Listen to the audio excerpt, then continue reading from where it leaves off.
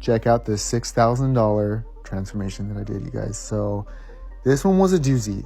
You know, I don't take a new client very often, maybe 3 or 4 a year at most, but she was a good friend of an existing client, and as you can see, she really needed some help. So there's no nice way to put this. Her hair was fried. Her hair was literally fried, and whoever was highlighting her hair absolutely did not follow any sort of pattern. So as you'll see when I really get in there with the sectioning, it was a mess, and it absolutely was impossible for me to go and pick out every single low light and highlight because, again, as you can see here, there is no pattern.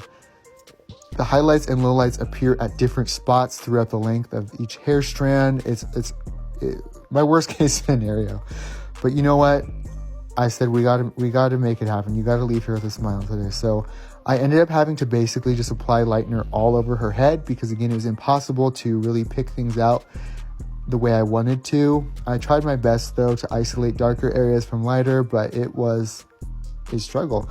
I suspect there may have been some artificial lowlights in there at some point because some pieces just really did not want to budge, like you can see right here. So I let her lift until I felt that I had pushed it as far as I could, and I did not want her to start getting where her hair was stretchy and breaky. So here's where we got her after about 2.5 hours. I used 20 volume and 6 volume in different areas. Overall, she got to a nice level 9, but there are still some little orangey streaks of like a level 8-ish in there that I just did not feel comfortable lifting any further. So to help even things out, I'm using Colostone Perfect by Wella in the shade 10 stroke 3/8, which is a nice balance of both gold and ash tones. And by mixing gold and ash, it's going to help just make a more even blonde. Now I'm using 12 stroke 8/1, which is a high lift ash blonde. And I did my best to go through and basically pick out those little strands that were the brassiest. And because of the blue in that formula, it's going to help to neutralize that a bit.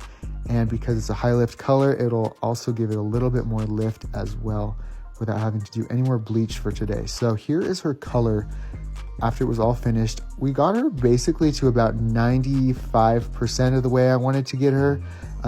As you can notice, there are still a few little brassy streaks. But overall, because I treated her hair with Wella Ultimate Repair Line every step of the way, you can see the texture of her hair and the shine has actually greatly improved, surprisingly, even though I literally bleached her for multiple hours. So we were stoked on the color. It exceeded her expectations and mine, and I'm just glad her hair is still attached, y'all. So now we're going to attach some more hair to her hair. And what I'm doing here is bonding in some Luster Lengths K-tip hair extensions. I used about 275 grams in 24 inches. And this just helped create a more even, just gorgeous blonde, you know? It was a nice way to kind of disguise some of those little strands that I couldn't push any further. But overall, we were both just stoked on this outcome.